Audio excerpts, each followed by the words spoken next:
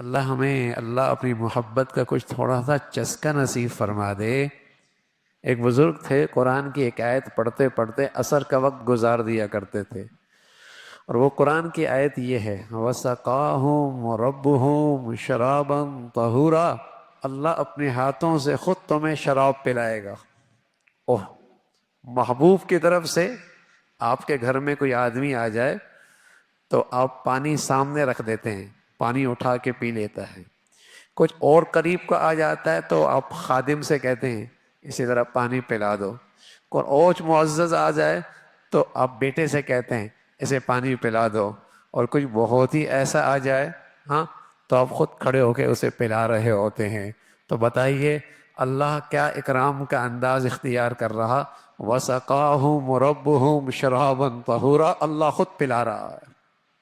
ابراؤ جس کے دل میں مزہ آ جائے اور پھر پتہ لگے کہ یہ اس کے ہاتھ کی بنی ہوئی ہے، یہ اس نے خود بنائی ہے، یہ اس نے خود تیار کیا ہے، اور یہ خود اپنے ہاتھوں میں رکھ کر مجھے دے رہا ہے، یہ اس چیز سے زیادہ لذت ہے جو اس گلاس میں ہوگی۔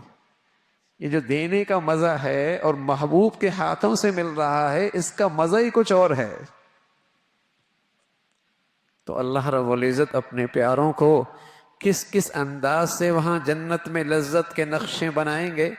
وَسَقَاهُمْ رَبُّهُمْ شَرَابًا طَهُورًا، اللہ شراب طہور پلا دیں گے جس میں دماغ نہیں خراب ہوگا۔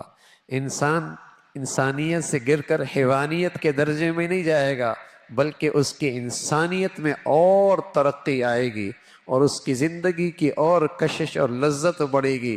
وسقا، وہ جنت کی شراب ہوگی۔